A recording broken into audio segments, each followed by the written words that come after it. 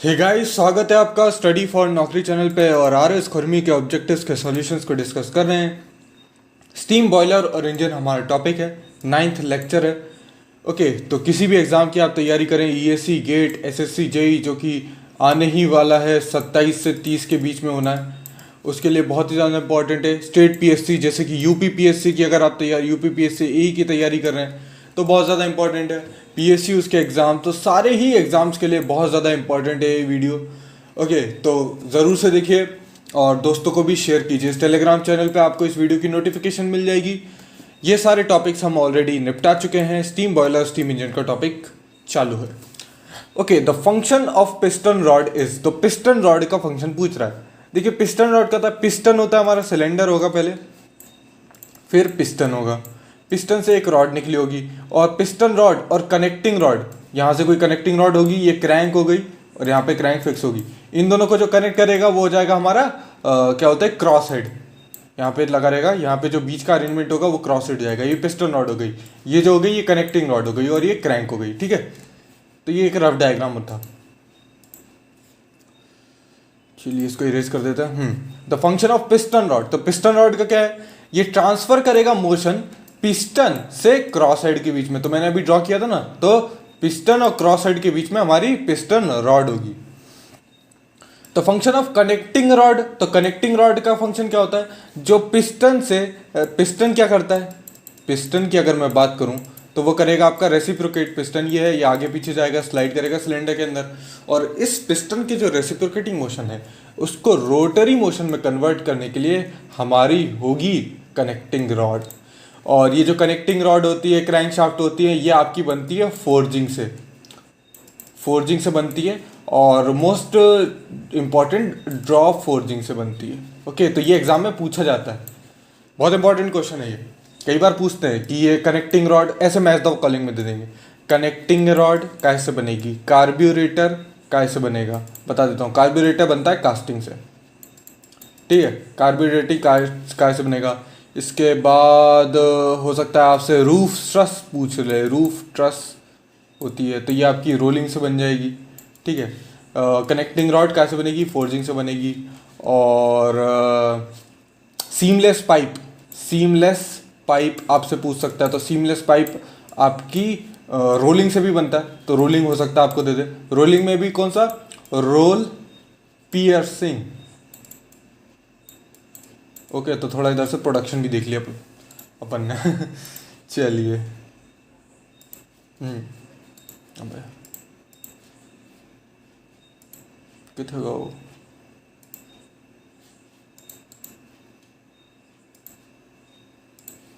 The function of connecting rod is to convert reciprocating motion into piston, तो ये बिल्कुल सही हो जाएगा। नेक्स्ट देखते हैं, the function of eccentric rod, तो इसेंट्रिक रॉड क्या होती है, तो भैया इसेंट्रिक रॉड और रोटरी मोशन जो क्रैंक शाफ्ट का है उसको to and fro motion valve rod में कन्वर्ट करेगी। तो देखिए, रेसिप्रोकेटिंग को रोटरी में कन्वर्ट किया था हमारी कनेक्टिंग रॉड ने।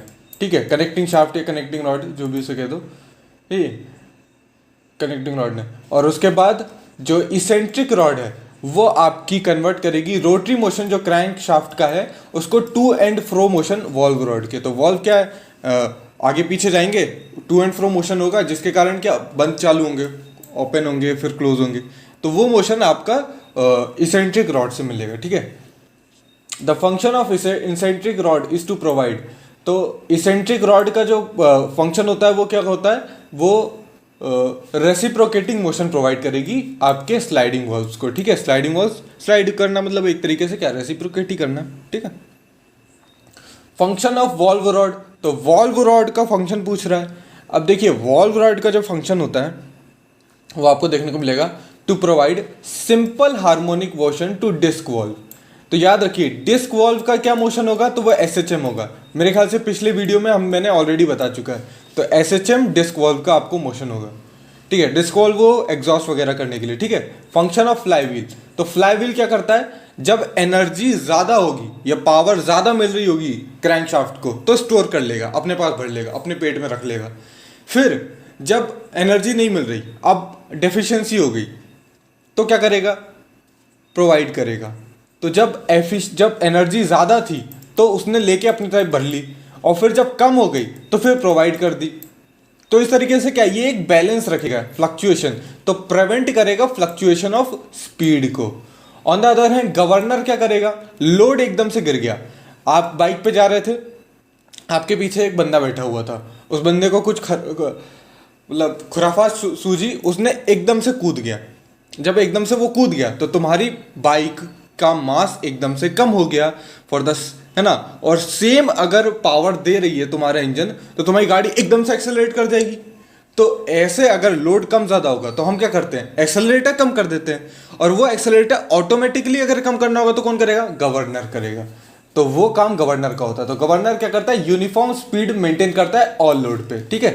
तो ये ए ऑप्शन करेक्ट हो जाएगा, ठीक है। डी स्लाइड वॉल्व, अगर डी स्लाइड वॉल्व की मैं बात करूं तो एग्जॉस्ट स्टीम कराने के लिए एट प्रॉपर मोमेंट ये आपका डी स्लाइड वॉल्व कराएगा, तो ए ऑप्शन हो जाएगा। क्रॉस हेड क्या करता है, ये पिस्टन रॉड और कनेक्टिंग रॉड के बीच में होगा, ठीक है, और मोशन प्रोवाइड करेगा, मतलब मोशन प्रोवाइड करेगा पिस्टन रॉड का, और प्रिवेंट करेगा बेंडिंग उसकी, ठीक है। तो बेंडिंग प्रिवेंट करेगा। देखिए जैसे अब पिस्टन तो यार यहां चला जाएगा, और कनेक्टिंग रॉड अगर इतनी सी है तो आपको नहीं लग रहा अगर डायरेक्ट इस कनेक्टिंग रॉड को, अगर मैं पिस्टन रॉड को अगर मैं कनेक्टिंग रॉड से शिफ्ट कर दूंगा तो ये बेंड होगी, या ये बेंड होगी, या ये बेंड होगी। तो बीच में क्रॉस हेड इसीलिए लगाते हैं ताकि क्या हो कि ये बेंडिंग ना हो पाए सिलेंडर के जब अंदर भी जाता है तो, ठीक है। इस तरीके से आप समझ लीजिए। तो ये हो जाएगा डी, ठीक है। नेक्स्ट देखते हैं, इस कनेक्टिंग रॉड क्या करती है, तो ये कन्वर्ट करती है रेसिप्रोकेटिंग मोशन पिस्टन का रोटरी मोशन क्रैंक को दे देगी, तो आपका बी हो जाएगा। इसेंट्रिक रॉड बचा सी, provide reciprocating motion of slide valve. Slide valve को रेसिप्रोकेटिंग मोशन चाहिए होता है तो वो इसेंट्रिक रॉड से करवा लेते हैं। नेक्स्ट देख लेते हैं, the steam engine super heated steam from boiler is fed into the steam chest at a pressure. तो कितने प्रेशर पे रहती है, तो 20 ATM पे रहती है, याद रखो।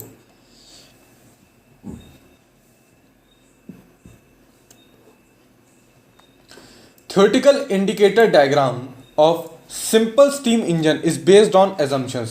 तो assumptions होते हैं, अब वो assumptions क्या होते हैं कि प्रेशर का ड्रॉप नहीं होगा, ठीक है, कोई प्रेशर का ड्रॉप नहीं होगा कंडेंसेशन में। ये सिर्फ स्टीम इंजन वगैरह में नहीं, देखो आप अगर VCRS भी देखो, ठीक है, VCRS वगैरह भी देखोगे ना, तो उसमें क्या होता है ना कि जो कंडेंसर में रहता है ना, तो कंडेंसर में प्रेशर का ड्रॉप नहीं होता। जिस प्रेशर पे आपका आता है सेम प्रेशर पे कंडेंसर पे रहता है, तो कंडेंसर में प्रेशर का ड्रॉप नहीं होगा, ठीक है। Steam is eliminated as boiler pressure and exhaust pressure at condensation pressure, ठीक है।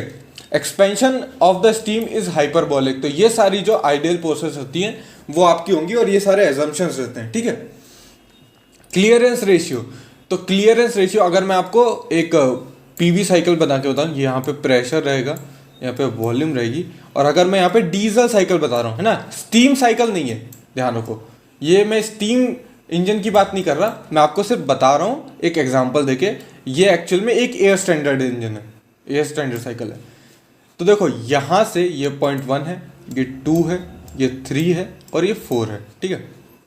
ये जो टोटल वॉल्यूम है यहाँ से लेके यहाँ तक, ये जो वॉल्यूम है इसे कहते हैं स्वेप्ट वॉल्यूम, जिसे मैं VS से डिनोट करूँगा, ठीक है।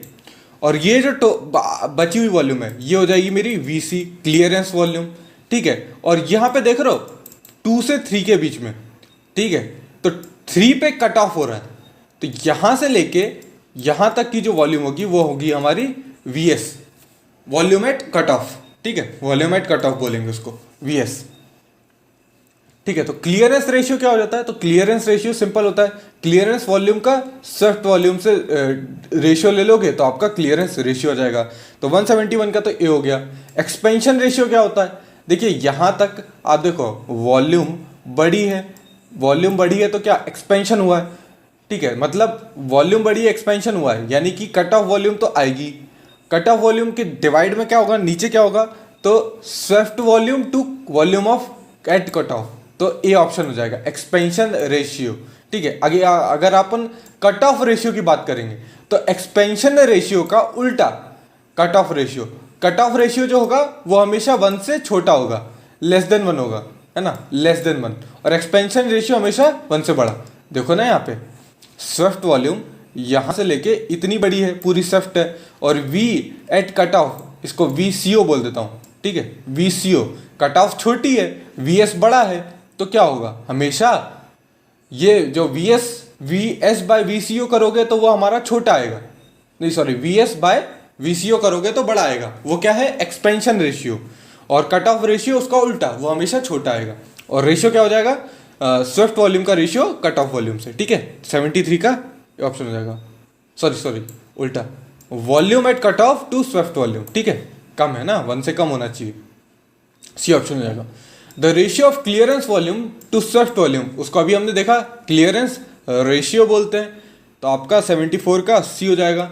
Next, the ratio of volume at cut off to ratio volume to cut off to swept volume, तो ये हमारा क्या हो जाएगा, क्लियरेंस कट ऑफ रेशियो, ये ऑप्शन हो जाएगा। क्यों, वी कट ऑफ वाली VCO छोटी होगी और नीचे VS है, तो ये कट ऑफ रेशियो हो जाएगा, और अगर उल्टा होता तो एक्सपेंशन रेशियो होता, ठीक है, कंफ्यूज मत होना। The ratio of dash to the volume at cut off is expansion ratio, तो स्विफ्ट वॉल्यूम 76 का ए।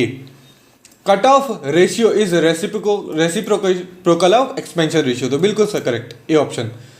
डबल एक्टिंग स्टीम इंजन है जिसका डायमीटर आपको दिया हुआ है और स्ट्रोक दिया हुआ है, ये बढ़िया क्वेश्चन लगा मुझे, ठीक है, डायमीटर दे दिया, उसका स्ट्रोक दे दिया, सब कुछ दे दिया आपको, और कट ऑफ रेशियो भी दे दिया, और पूछा एक्सपेंशन रेशियो है। अब आदमी सोचेगा यार, जिसकी सोचेगा ये सारी चीजें दे दी, ये सब चीजें फोकट की, कंफ्यूज करने के लिए दी है। Expansion ratio cut off ratio का रेसिप्रोकल होता है, इसका उल्टा कर दो, इसका उल्टा कर दोगे तो 2.86 के आसपास आ जाएगा, तो बी ऑप्शन हो जाएगा। बाकी सारा डेटा फर्जी था, सिर्फ इतना ही काम का था। The pressure of a steam in the engine cylinder at the beginning of the stroke is, तो देखिए स्टीम इंजन के सिलेंडर के अंदर at the beginning of stroke, beginning of stroke है, ठीक है, यानी कि मान लो यहाँ पे ये सिलेंडर है और यहाँ पे स्ट्रोक चालू हो रहा है, ये क्लियरेंस वॉल्यूम छोड़ रखी है मैंने, और यहाँ पे ये पिस्टन है। अब आप खुद ही सोचो कि यहाँ से कहीं से अगर स्टीम में अंदर डालूंगा तो अंदर का प्रेशर कम होना चाहिए, यहाँ पे P इन होगा, यहाँ P आउट होगा, तो भैया अगर मुझे स्टीम अंदर डालनी है, बिगिनिंग ऑफ स्ट्रोक है मेरा, तो बिगिनिंग ऑफ स्ट्रोक पर अंदर का प्रेशर कम होना चाहिए, बाहर का प्रेशर ज़्यादा होना चाहिए, तभी ना बाहर की स्टीम अंदर को जाएगी, समझे, बाहर प्रेशर ज़्यादा होगा, अंदर कम होगा, तो बाहर वाली चीज़ अंदर को जाएगी, तो अंदर का प्रेशर हमेशा लेस होगा, कब, बिगिनिंग ऑफ स्ट्रोक में। ऑन द अदर हैंड, इसको अगर मैं बात करूं कि सिलेंडर मेरा ऐसा है, यहाँ पे थोड़ी जगह छोड़ देता हूँ, ठीक है, अब मैं चाह रहा हूँ कि यहाँ पे जो स्टीम है वो एक्सपेंड हो चुकी है, ठीक है, ये मेरा पिस्टन है, ठीक है, बिल्कुल। अब मैं चाह रहा हूँ कि ये जो अंदर की स्टीम है जिसका प्रेशर P इन है और बाहर प्रेशर P आउट है, मैं चाह रहा हूँ इस स्टीम को एग्जॉस्ट करा दूँ, बाहर फेंक दूँ, तो बाहर का प्रेशर कम होना चाहिए और अंदर का ज़्यादा होना चाहिए, तभी अंदर वाली चीज़ बाहर जाएगी। तो अगर एग्जॉस्ट कराना है, एंड ऑफ आपका स्ट्रोक है, तो P इन ज़्यादा होगा P आउट से, पर अगर बिगिनिंग की बात होगी तो P इन कम होगा P आउट से, ठीक है, तो ये चीज़ ध्यान रखना। ये IC इंजन में भी सेम चीज़ है ना, उसमें भी ये होता है। In case of non condensing steam engine, the pressure of the steam on the cylinder during exhaust stroke, तो किसका प्रेशर पूछ रहा है, सिलेंडर का, at the stroke exhaust stroke, तो एग्जॉस्ट स्ट्रोक पे क्या होगा, हाइयर होगा, तो 180 का सी हो जाएगा, ठीक है। In the case of condensing steam engine, the pressure of the steam in the cylinder during the exhaust stroke आपका एटमॉस्फेरिक से ज्यादा रहेगा, हाइयर रहेगा, है ना। अच्छा, यहाँ पे कंडेंसन प्रेशर था, कंडेंसन प्रेशर से भी ज्यादा रहेगा और आपका एटमॉस्फेरिक प्रेशर से भी ज्यादा रहेगा, ठीक है, दोनों में हाइयर ही रहेगा। इफेक्ट ऑफ वायर ड्राइंग क्या होता है, तो effect of wire drawing area of indicator diagram में क्या होगा, डिक्रीज करेगा एरिया इंडिकेटर डायग्राम। तो ये समझ लो, इतना याद रखो, वायर ड्राइंग एक प्रोसेस होती है जो क्या करता है, डिक्रीज कर देगा एरिया इंडिकेटर डायग्राम का, थ्रॉटलिंग टाइप की प्रोसेस होती है, ठीक है। जिससे क्या होगा, वर्क डन इंजन का रिड्यूस हो जाएगा। तो बिल्कुल सही है, 82 का ए हो जाएगा। इसके अलावा और भी चीज़ें होंगी, आगे देख लेंगे। Clearance in the engine cylinder has no effect on steam consumption, तो ये गलत है। क्लियरेंस अगर जितनी ज़्यादा होगी ना, इतना ज़्यादा स्टीम कंजम्पशन को बढ़ा देगी, ज़्यादा स्टीम कंज्यूम करेगा, ज़्यादा स्टीम। तो इस पर क्या होगा, नो इफेक्ट बोल रहा है ना, नहीं, गलत, फॉल्स, फॉल्स हो जाएगा, बी ऑप्शन करेक्ट होगा, ठीक है। स्टीम कंजम्पशन को उल्टा बढ़ा देगा, कोई ऐसा नहीं है कि कोई इफेक्ट नहीं आएगा।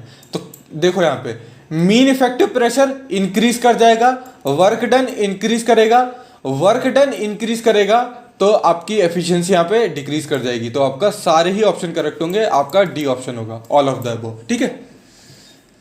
फिर है डायग्राम फैक्टर। डायग्राम फैक्टर क्या होता है, तो जो एक्चुअल में डायग्राम की एफिशिएंसी है, या मैं कहूँ एक्चुअल में जो डायग्राम से के अंदर का जो एरिया है एक्चुअल डायग्राम का, और उसका रेशियो थ्योरेटिकल डायग्राम के एरिया से अगर लोगे, या फिर डायग्राम के अंदर का पीवी डायग्राम का एरिया जो होता है वो क्या देता है, वर्क डन देता है। तो actual work done theoretical work done का रेशियो ले लो, ठीक है। वर्क डन क्या होता है, P mean into V S. तो वर्क डन का रेशियो ले रहे थे, और वर्क डन क्या होता है, P mean into V S. अब चाहे एक्चुअल स्ट्रोक वॉल्यूम हो चाहे थ्योरेटिकल हो, वी एस तो वी एस ही रहेगी, वो तो आपका डिजाइन पॉइंट ऑफ व्यू से बनती है। तो P mean effective pressure actual में, उसका रेशियो थ्योरेटिकल वाले से। तो कुछ भी ले लो, सबके सब क्या होंगे, डायग्राम फैक्टर होंगे। तो पहले मैं 20 क्वेश्चन करा रहा था, अब मैंने इसमें 25 क्वेश्चन करा दिए हैं। अच्छा, इसके अलावा देखो एक अलग बात कर लेते हैं। देखो एसएससी जेई का एग्जाम आने वाला है, यूपी पीएससी एई का एग्जाम आने वाला है, ठीक है। तो 10,000 क्वेश्चन का महासंग्राम वगैरह तो चल ही रहा है। अगर आप चाहो तो मैं एक काम कर सकता हूँ, जो नॉन टेक्निकल में जैसे कि हिस्ट्री वगैरह होता है, हिस्ट्री पॉलिटी होता है। अब मैं पूरी हिस्ट्री पॉलिटी डीप में तो पढ़ा नहीं सकता, पर हिस्ट्री में जो क्वेश्चंस आते हैं ना दोस्तों, वो आते हैं डेट से, कि बैटल ऑफ प्लासी कब हुई, बैटल ऑफ बक्सर कब हुई, पानीपत की बैटल कब हुई, किन किन के बीच में हुई। तो ऐसे ऐसे कुछ पॉइंट्स होते हैं, ठीक है। तो पूरी कहानी के साथ तो मैं हिस्ट्री पढ़ा नहीं सकता, पर अगर आप चाहो तो मैं हिस्ट्री को कुछ लेक्चर्स में आपको क्रोनोलॉजी बता दूंगा, ठीक है। तो मे भी आपको याद रहे कि जैसे पूछ लिया कि तुगलक जो थे उनने दिल्ली पे कब तक राज किया, तो आप इस टाइप के क्वेश्चंस भले उसको देख के अगर उसको याद रख लोगे तो बन ही जाएंगे, फिर कोई दिक्कत ही नहीं आएगी, ठीक है। तो इस टाइप की चीज़ मैं कर सकता हूँ। तो आप बताओ यार, मेरे पास मैं पढ़ाने को बहुत कुछ पढ़ा सकता हूँ, मेरे को कोई दिक्कत नहीं है। मैं सीरीज़ को भी बहुत अच्छे से कंटिन्यू कर सकता था और कई महीनों पहले ही ख़त्म कर देता, पर आप लोगों का रिस्पांस नहीं आता, तो फिर मेरा भी कुछ खास मन नहीं करता, फिर वो मोटिवेशन नहीं मिलता। तो अगर आपको चाहिए, एग्ज़ाम बहुत पास में है और 1 महीना भी नहीं बचा है, तो इस टाइप की चीज़ चाहिए हो कि मैं शॉर्ट टाइम में आपको हिस्ट्री रिवाइज करा दूँ, तो बताओ, मैं करवा दूंगा। और अगर नहीं तो फिर कोई बात ही नहीं, ठीक है। तो thanks for watching and as always have a nice day.